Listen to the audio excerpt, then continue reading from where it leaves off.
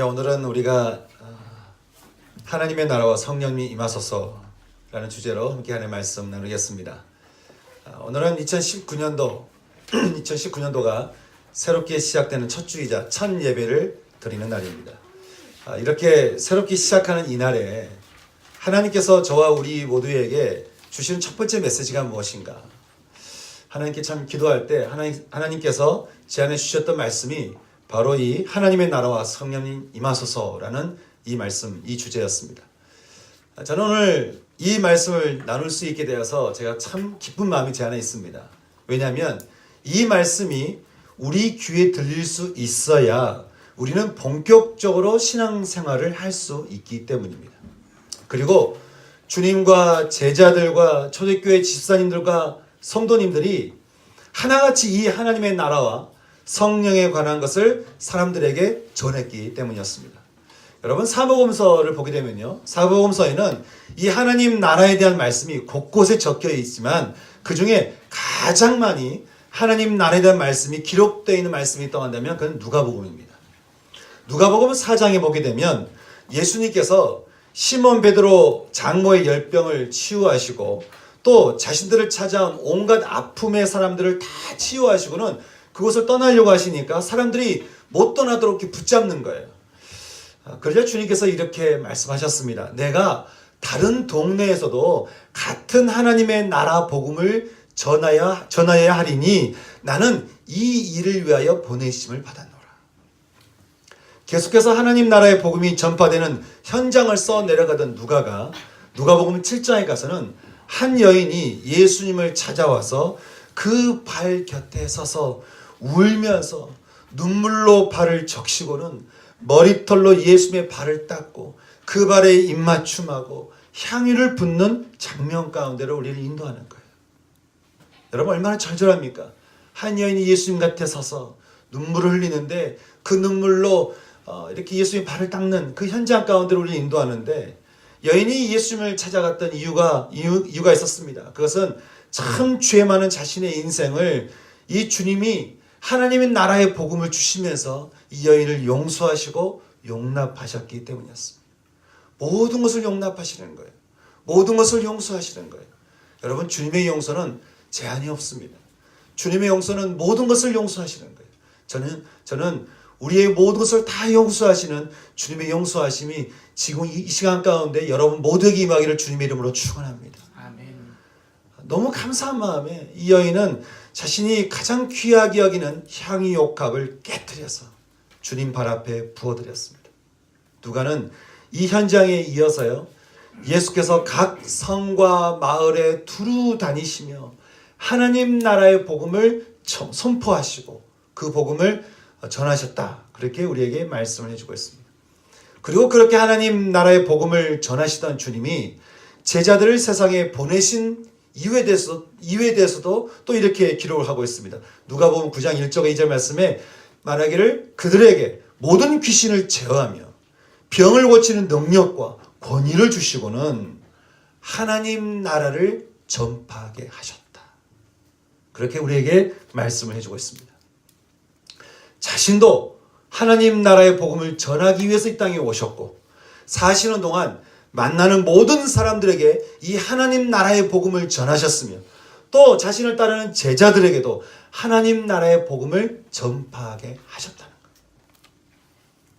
그리고 그 주님을 따르던 예수님의 제자들과 사도 바울과 초대교회 집사님들과 성도님들은 하나같이 하나님 나라의 복음을 세상에 전했는데, 사도행전 28장 13절 성경에 나타난 그들의 흔적 마지막에 대해서 성경은 말하기를 그들은 하나님의 나라를 전파하며 주 예수 그리스도에 관한 모든 것을 담대하게 거침없이 전하였다. 그렇게 우리에게 말씀을 해주고 있습니다. 사랑하는 여러분, 하나님의 나라, 그 복음은 도대체 어떤 것을 말하는 것일까요? 도대체 이 하나님 나라의 복음이 무엇이길래 주님이 이것을 위해서 오셨고 이를 전하게 하셨고 주님을 따르는 모든 사람들이 이 주제를 붙들고 세상 가운데 나가도록 우리에게 말씀하고 있는 것일까요? 여러분은 주님이 그토록 중요하게 여기셨던 하나님의 나라를 여러분 아십니까? 하나님의 나라를 이해하기 위해서는요, 우리는 먼저 두 군데 말씀을 찾아볼 필요가 있는데, 먼저 우리 마가복음 1장 15절 말씀을 함께 찾아보겠습니다. 마가복음 1장 15절 말씀 우리 같이 읽겠습니다. 시작. 이르시되 때가 찼고 하나님의 나라가 가까이 왔으니 회개하고 복음을 믿으라 하시더라. 아멘. 자, 이제 이 말씀을 이제 접어두고요, 또 한 말씀을 찾아보십시다. 마태복음 4장 17절 말씀 같이 읽어볼까요? 시작. 이때부터 예수께서 비로소 전파하여 이르시되 회개하라 천국이 가까이 왔느니라 하시더라. 아멘.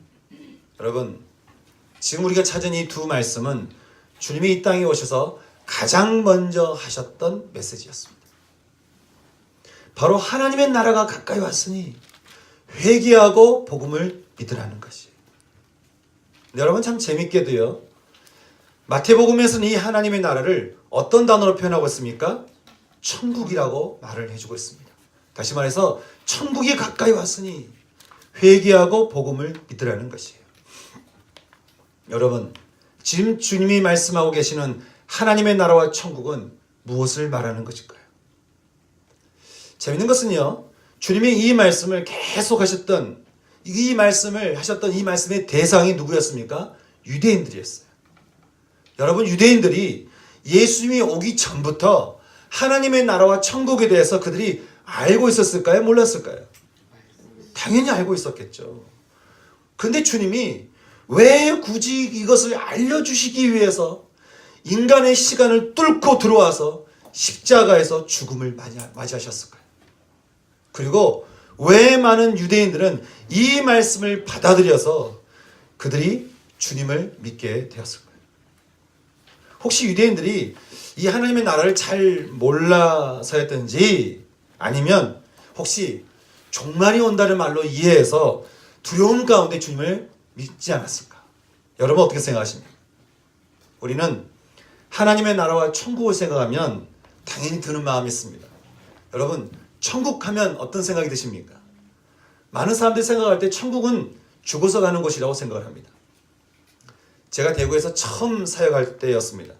그때 제가 많은 사람들이 저에게, 많은 신앙인들이 청년이든 집사님이든 권사님이든 장로님이든 대부분의 신앙인들이 저에게 했던 말 중에 참 저로 하여금 혼란스럽게 했던 말이 하나 있었습니다.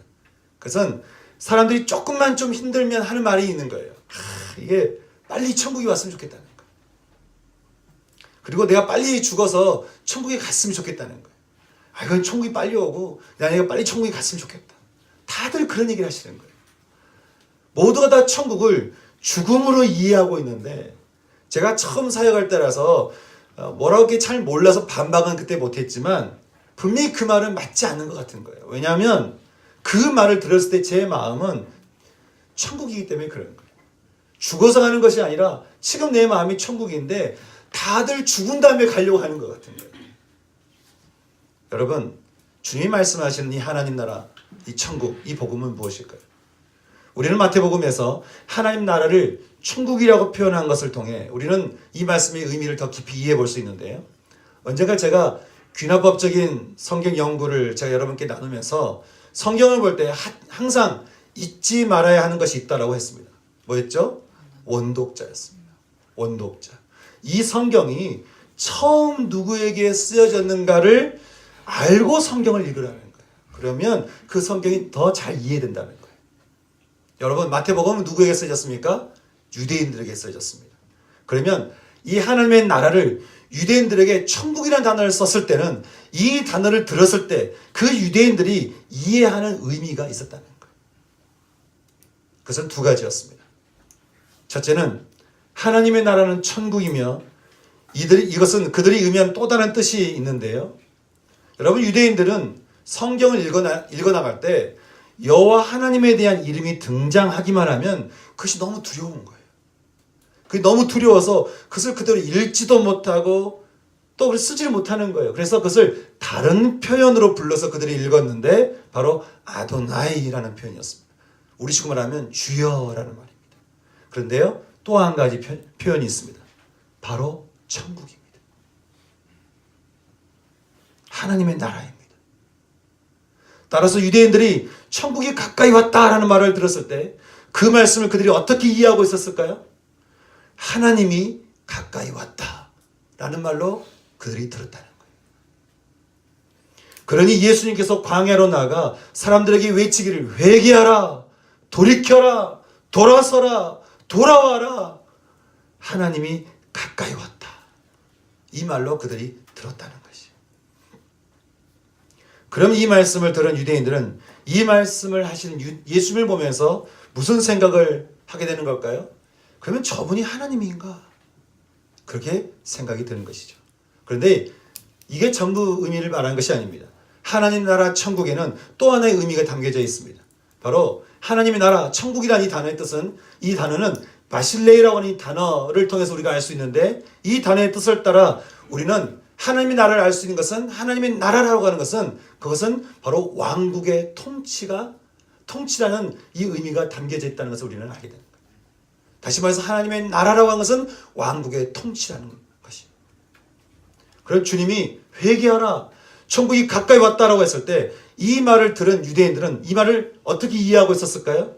돌이켜라, 돌아서라, 너의 삶에서 돌아서서 하나님께로 돌아와라. 하나님의 왕국, 그 통치가 너를 찾아왔다. 이렇게 말씀하는 거예요. 여러분, 유대인들에게 그렇게 들리도록 이 성경이 그렇게 쓰여졌다고 한다면 지금 우리에게도 이 말씀은 그렇게 들려야 되는 거 아니겠습니까? 하나님의 나라 천국은 물론 우리가 죽은 다음에 주님이 우리를 예배해 두신 어떤 공간을 말하는 것도 되겠지만 그것이 전부가 결코 아니라는 것입니다. 이 말씀은 하나님의 왕국의 통치가 이 죄 많은 세상을 뚫고 들어와서 죄에서 죽어가는 우리를 향해서 찾아오셨으니 어떻게 해요? 사람들아, 인간들아, 이 왕국의 통치 안으로 들어와서 이제는 이 왕국의 통치를 받으라는 거예요. 그래서 언젠가 바리새인들이 하나님의 나라가 어느 때에 임하냐고 물었을 때 주님이 말씀하시기를 하나님의 나라는 볼 수 있게 임하는 것이 아니요 또 여기 있다 저기 있다고도 못하리니 하나님의 나라는 너희 안에, 지금 너희 가운데, 내가 지금 있는 이 자리에, 바로 이곳에 하나님의 왕국의 통치가 임하였느니라. 그렇게 말씀하셨다는 거예요. 그러니 어떻게 하라는 거예요? 이 왕국의 통치 안으로 들어와서 이 왕국의 통치를 받아들이라는 거예요. 오늘 말씀에서도 주님은 하나님의 나라는 먹고 마시는 것에 있지 않다고 우리에게 말을 해주고 있습니다.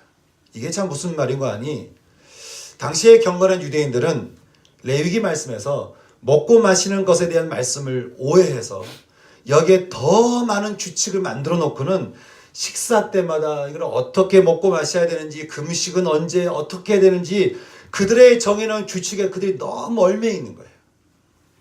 바울은 하나님의 나라는 그처럼 사람들 속의 생각 속에 머무는 것이 아니라는 거예요. 하나님의 나라는 하나님의 그 왕국의 통치를 받는다라고 하는 것은 어떠한 종교적인 행위를 하는 것을 의미하는 것이 아니라는 거예요. 뭘 지켰다고 하나님의 나라가 오는 것이 아니라는 것입니다. 신앙생활을 참 자기 생각으로 하시는 분들이 참 많이 있습니다.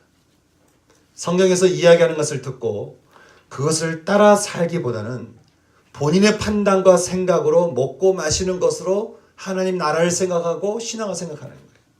그러나 바울은 하나님의 나라의 통치를 받을 때 우리에게 일어나는 세 가지 증거가 있다라고 우리에게 말을 해주고 있습니다. 그러면서 너에게 이 세 가지 증거가 있냐라고 물어보는 거예요. 세 가지 증거가 무엇이었을까요? 첫째는 의라고 하는 것입니다. 하나님 나라가 임하면 오직 성령 안에 너희 안에 의가 있게 된다. 첫 번째 의를 말씀해주고 있는데 바울이 말한 이 의, 다케야 오시네라고 하는 이 단어를 우리식으로 우리말로 표현해보면 그것은 통하다라는 말로 우리는 좀 해석을 해볼 수가 있습니다.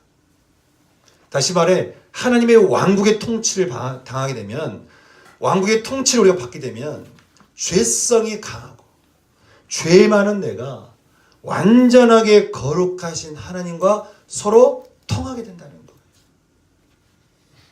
그리고 죄성 많은 우리가 우리들끼리 서로 통하게 되는 사랑의 세상이 찾아오게 된다. 아담과 하와가 선과 악을 알게 하는 나무의 열매를 먹고 에덴에서 쫓겨난 이후로 인간은 결코 죄에서 자유할 수 없는 존재가 되었습니다. 여러분, 우리가 정말 죄인일까요? 우리 역시 사람들과 세상을 볼 때 선과 악으로, 좋고 나쁨으로 우리는 구분하고 판단하고 정죄합니다. 그것을 대놓고 하든 속으로 하든 여러분, 우리 속에 얼마나 많은 정죄와 판단이 우리 가운데 있는지 모릅니다. 왜요? 우리가 죄인이기 때문에 그렇습니다. 우리가 옳고 그름에 매이면 안 되는 이유가 옳고 그름을 따지는 것 자체가 우리가 죄인이라는 증거이기 때문에 그렇습니다. 그래서 옳고 그름을 가지고 계속 우리를 들춰낸다고 해서 우리가 의롭게 될 수 있는 건 아니라는 거예요. 그런 우리 이 더러움으로 가득 찬 우리가 어떻게 완전하고 정결하신 하나님과 통할 수 있겠습니까? 주님이 그래서 우리를 위해서 하셨던 선택이 있었습니다. 십자가에서 우리의 죄를 다 끌어안고 그곳에 올라가서 그곳에서 우리의 죽음을 대신해 죽으시는 것이었어요. 그리고 3일 만에 그 죽음을 이기시고 생명으로 부활하신 겁니다. 이게 우리에게 무슨 의미가 있냐라고 할지 모르겠지만 이를 두고 고린도전서 15장은 이렇게 말씀하고 있습니다. 아담 안에서 모든 사람이 죽은 것 같이 그리스도 안에서 그를 믿는 모든 사람은 생명을 얻으리라. 아담 안에서 모든 사람이 죽은 것 같이 그리스도 안에서 그를 믿는 모든 사람은 생명을 얻으리라. 이를 두고 바울은 로마서 1장 17절에서 말하기를 복음에는 하나님의 의가 나타나서 우리로 하여금 믿음에서 믿음에 이르게 하나니 오직 의인으로 불려진 자, 의인이 아니라 의인으로 불려진 자 우리들은 그 믿음으로 말미암아 living 살게 될 것이다. 그렇게 말씀을 해주고 있습니다. 칭의라고 하는 것, 의롭게 불려진다라고 하는 이 복음, 하나님께서 아들 예수의 십자가로 우리를 의롭게 불려진 자가 되어서 의로우신 하나님과 통하도록 우리를 부르셨다라고 하는 것이, 이것이 복음이라는 거예요. 근데 여러분, 이게 언제 우리 가운데 일어난다는 거예요? 하나님의 왕국의 통치가 내 안에 임하게 될 때, 그리고 그 통치를 내가 받아들이고 그분 앞에 내가 엎드릴 때, 나의 중심의 자리를 내가 내어줄 때, 아브라함과 이삭과 야곱과 요셉과 모세와 같이 우리는 그 거룩하신 하나님과 통하는 존재가, 통하는 관계가 이루어진다라고 성경은 우리에게 말씀해주고 있는 것이에요. 이뿐 아닙니다. 하나님의 왕국의 통치가 이루어지면 하나님과 통할 뿐 아니라 우리는 죄성 많은 서로 가운데서도 통하게 되는 일들이 일어나는 거예요. 인간의 역사는요, 예전부터 지금까지 수많은 투쟁과 혁명과 싸움으로 이루어져 왔습니다. 여기 우리 뒤에 계시는 제 아버지께서도 6.25 전쟁에 참여하셔서 그때 얘기를 한 번씩 이렇게 나눠주시는데, 우리가 그렇게 싸우고 투쟁해서 지금 우리는 자유민주주의라고 하는 이전에는 상상도 할 수 없는 나라에서 우린 지금 살고 있습니다. 근데 여러분, 그렇다고 해서 이 세상의 모든 불평등의 문제가 다 사라졌습니까? 그렇지 않은 거예요. 어느 시대든 간에 그것이 민주주의든 공산주의든 제국주의든 각각의 시대에서 어떻게 하면 세상을 평등하게 할 수 있을까 하고 고민하며 세상에 뛰어든 많은 인물들이 있었지만 세상은 지금도 여전히 싸우고 있고 투쟁하고 있습니다. 왜 그렇습니까? 우리가 죄인이기 때문에 그렇습니다. 그리고 이 세상이 죄의 세상이기 때문에 그렇습니다. 죄인은 결코 평등한 세상을 완벽하게 이뤄낼 수가 없습니다. 평도로 갈 수는 있습니다.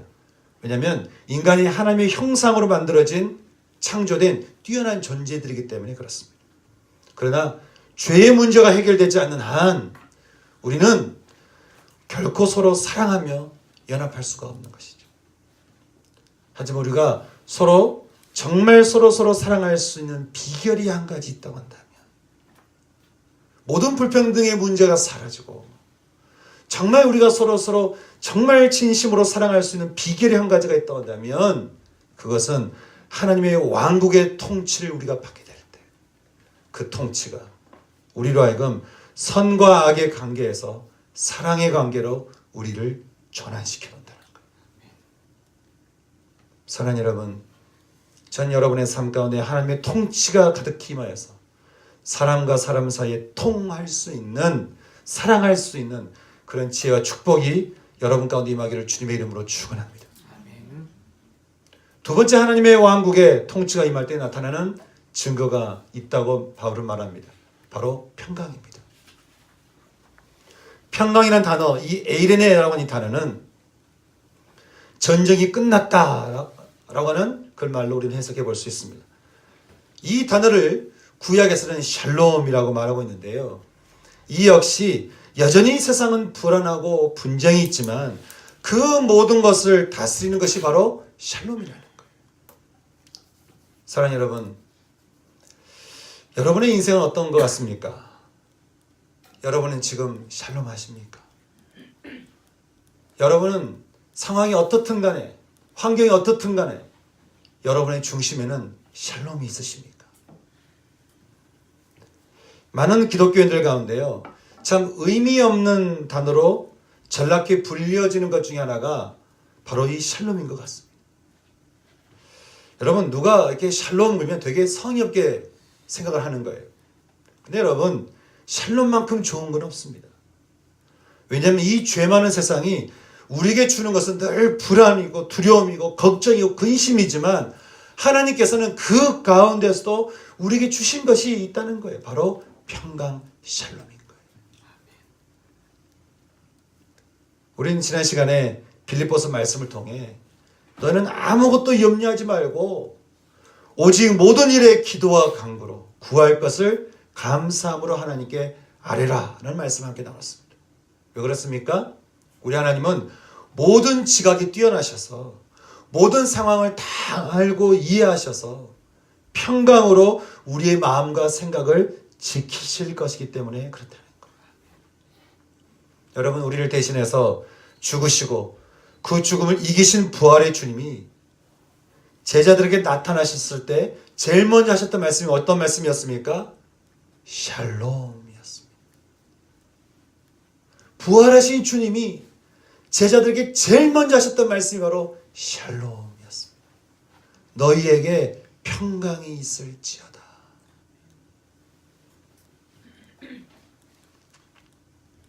세상은 우리를 흔들어대지만 하나님은 우리의 중심을 붙들고 흔들리지 않도록 우리를 붙잡아 주시는 이 샬롬, 여러분, 이 샬롬만큼 좋은 게 어디 있겠습니까? 저는 서로 이 샬롬의 인사를 자꾸 나눌 수 있는 저희가 되었으면 좋겠습니다. 그래서 우리가 한번 앞뒤좌우로 이렇게 인사 나눠볼까요? 예수님의 평강이 임하시기 바랍니다. 샬롬, 함께 한번 인사 나눠보십시다. 예수님의 평강이 있으시기 바랍니다. 샬롬.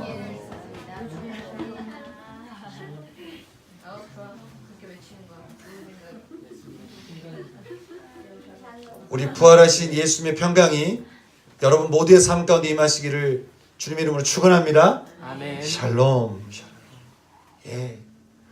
여호와 하나님, 우리 전능하신 하나님 아버지의 평강이 여러분 우리 가운데 임하게 되면 세상에 어떤 불안함이 우리 가운데 밀려온다 할지라도 못 넘어서겠습니까? 두려울 수 있어요. 걱정돼요. 근심돼요. 하지만 못 넘어서겠습니까? 그 샬롬이 이 세상의 모든 그 두려움의 벽들을 못 넘어서게 하겠습니까? 그러니 그 하나님의 평강이 얼마나 중요하냐는 거예요. 그 평강이 언제 우리 가운데 임합니까? 하나님 나라의 왕국의 통치가 내 안에 임할 때 그 평강이 임한다는 거예요. 세 번째 증거가 있습니다. 기쁨입니다. 여기 기쁨이라는 단어의 뜻은 즐거운 잔치라는 뜻입니다. 여러분, 잔치에 혼자 가서 즐거워하는 사람이 있습니까? 없습니다. 잔치는 함께하는 사람들과 더불어 기뻐하는 것이죠.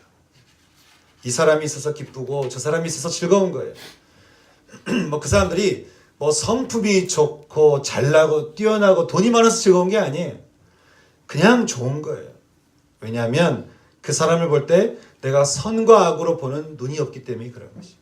선과 악으로 보기보다는 생명으로 보기 때문에 그런 것이죠. 그리고 내 마음에 이미 하나님의 평강이 통치하고 있어서 내 속에 있는 깊은 기쁨으로 인해서 당신이 어떠하든 당신이 어떤 사람이든 그 기쁨을 함께 이렇게 나누고 싶은 거예요. 즐거운 잔치 같은 기쁨. 저는 우리 교회가 언제나 서로 즐거워 기뻐하는 주님이 베풀어 주시는 그 만찬의 자리에서 함께 잔치를 누리며 즐거워할 수 있는 기쁨이 있기를 주님의 이름으로 축원합니다. 아멘. 여러분 그럴 수 있는 비결이 한 가지가 있어요. 그것은 어떤 사람에게 달려있는 것이 아니라는 것이죠. 그 기쁨을 가지고 우리 가운데 들어오시는 하나님의 그 왕국의 통치가 임할 때 그 기쁨의 일들은 이 공동체 가운데 우리 가정 안에 내 안에 일어나게 된다라고 하는 것입니다. 그리고 주님의 마음이 있는 우리 이웃들과 함께 있을 때 우리들 안에 이 기쁨이 더 넘쳐난다고 하는 것이. 우리는 여러 해 동안 작은 바자회를 열었습니다. 그래서 IT의 아이들에게 또 네팔에 있는 아이들에게 베이비박스에서 버려진 아이들 그리고 이번에는 쪽방촌 어르신들을 우리가 섬기는 시간을 가졌습니다.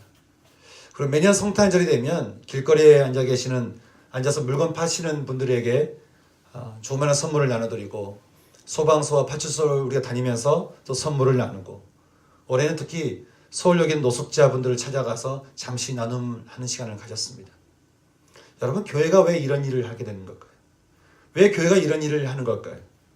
우리가 좋은 일을 하고 우리가 봉사하기 위해서입니까? 어떤 목적이 있어서 그런 겁니까? 그렇지 않은 것이죠. 나눔의 시간에 이런 나눔의 시간에 사실 우리가 모두가 다 함께 참여해야 되는데 참 참여하기 어려운 분들이 있습니다. 내 안에 그런 기쁨이 없기 때문에 그런 것이고 내가 추구하는 기쁨이 나를 위한 것이기 때문에 그런 것입니다. 모든 것이 참 내 안에 기쁨이 없고 나를 위한 기쁨을 우리가 추구하다 보면 여러분 우리가 어떻게 다른 사람들의 기쁨을 나누는 사람이 되겠습니까? 그러나 우리가 주님의 마음이 있는 곳을 향해서 하나님께서 내게 주신 이 기쁨을 우리가 나누게 될 때 주님은 말씀하시기를 우리 인생 가운데 큰 기쁨이 임하게 된다라고 우리에게 말씀을 해주고 있습니다. 세상은 인간의 힘으로 결코 평등과 큰 기쁨을 우리는 이룰 수가 없는 것이죠. 그래서 끊임없이 세상에는요 가난한 자와 어려움 당하는 분들이 있기 마련인 거예요. 성경은 하나님의 마음이 그들 고아와 과부와 나그네와 궁핍한 자와 죄 없이 피를 흘리는 자들에게 있다라고 우리에게 말씀해 주고 있습니다. 그러시면서 신명기 14장에서 주님 말씀하시기를 그들로 하여금 배부르게 하라고 그들을 내버려 두지 말라고 내가 그들을 내버려 두는 자에게 죄 없다라고 절대 말하지 않겠다고 그들을 배부르게 하라고 그러면 너의 하나님 여호와께서 너의 손으로 하는 모든 일에 너에게 복을 내릴 거라고 주님께서 우리에게 말씀하시는 거예요. 사랑하는 여러분, 저는 저와 여러분 가운데 하나님의 나라의 통치가 임하여서 하나님의 법칙에 따라 사는 세상의 나그네와 고아와 과부와 궁핍한 자와 죄 없이 피 흘리는 자를 배부르게 하는 일에 우리의 삶의 목적이 될 수 있기를 소망합니다. 그러면 우리 삶의 기쁨의 근원이 함께한다라고 하는 것이죠. 여러분 어떠십니까? 우리가 하나님 나라의 통치가 우리 가운데 임하게 되면 우리 안에 의로움과 참 우리 안에 깊은 평강과 깊은 은혜가 임하게 되는 기쁨이 임하게 되는 이 말씀 앞에 여러분 하나님의 통치를 우리가 받을 만하지 않겠습니까? 주님이 오시기 전까지는 에베소서 2장 말씀처럼 세상의 현실의 풍조를 따르게 하는 공중의 권세 잡은 자들과 불순종의 아들들과 어둠의 세상 주관자들과 하늘에 있는 악한 영들이 우리를 마음껏 조종하고 다스리고 있었습니다. 하지만 이러한 죽음의 세상의 시간을 뚫고 들어오셔서 우리 주님이 우리에게 뭐라고 말씀하셨습니까? 돌아와라. 이제는 나에게 돌아와라. 돌아서라. 돌이켜라. 이제는 사단 마귀의 통치가 아니라 하나님 나라의 왕국의 통치가 시작되었다. 그러니 이제부터는 하나님의 통치를 받아라. 하나님의 통치 앞에 무릎을 꿇어라. 하나님의 통치를 받아들여라. 그리고 너의 주권을 내어주고 하나님이 너의 주인이 되도록 해라. 천국이 하나님께서 지금 너희 마음 가운데 있게 하여라. 사랑하는 여러분, 주님께서 부르시는 이 말씀 앞에 우리가 어떻게 되겠습니까? 우리가 아멘으로 화답하며 그 통치가 우리 가운데 임하도록 우리가 받아들여야 되지 않겠습니까? 정말 그 통치가 우리 가운데 임하여서 내 삶 가운데 의와 평강과 기쁨이 넘치는, 나를 통해서 또 우리 가족의, 이 세상에 온 열방 가운데 이 의와 평강과 기쁨을 나누는 자로 우리가 서야 되지 않겠습니까? 한 번 사는 인생인데 하나님 나라 왕국의 통치를 받는 정말 의미 있는 인생을 살아봐야 되지 않겠습니까? 그런데요, 우리 여기서 한 가지 잊지 말아야 되는 한 가지가 있습니다. 이 하나님 나라의 통치를 받는데 반드시 도움을 받아야 되는 존재가 있다는 거예요. 바로 성령님입니다. 오직 성령 안에서, 그 말은 성령이 힘을 받아서, 성령의 도우심을 받아서 의와 평강과 기쁨을 받으라는 거예요. 저는 올 한 해 동안, 아니 지금 이 한 해부터 시작을 해서 하나님 나라와 성령의 임재를 받는, 성령의 통치를 받는 이 주제를 가지고 우리는 계속 살았으면 좋겠습니다. 저는 이 교회가 그렇게 세워졌으면 좋겠습니다. 하나님의 왕국의 통치를 받는 교회, 하나님의 왕국의 통치를 받는 성도들, 그래서 온 열방 가운데 그 통치를 알리는, 그래서 의와 평강과 기쁨을 충만하게 나눌 수 있는 그런 교회와 그런 성도들. 여러분, 이것은요, 제가 보니까 교회에 크게 달리지 않더라고요. 오히려 교회, 작은 교회들이 오히려 이 일을 더 잘하는 것을 보게 됩니다. 저는 그 일 가운데 저희 교회가 함께하기를 소망하는 것이, 사랑하는 여러분, 하나님 나라의 그 왕국의 통치가 내 안에 임하도록 우리가 주 앞에 나가십시오. 주님 말씀하셨습니다. 회개하라. 하나님 왕국의 통치 안으로 들어와라. 그리고 복종해라. 오늘 이 말씀 앞에 아멘으로 화답할 수 있는 저와 여러분의 신앙 되기를 주님의 이름으로 축원합니다. 그래서 우리가 이 찬양을 함께 드리면서 함께 우리가 말씀 나누고 싶습니다.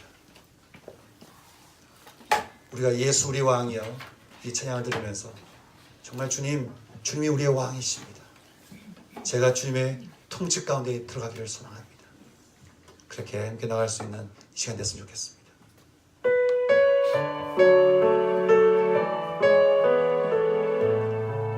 예수 우리 왕이여, 예수 우리 왕이여, 이곳에 오소서. 보좌로 주여 임하사 찬양을 받아 주소서. 예수 우리 왕이여, 예수 우리 왕이여, 이곳에 오소서. 보좌로 주여 임하사 찬양을 받아 주소서. 주님을 찬양하오니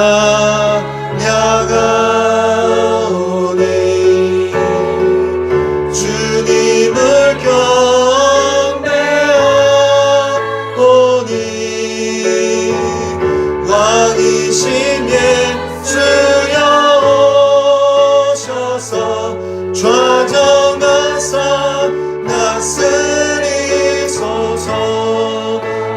찬양하오니 주님을 찬양하오니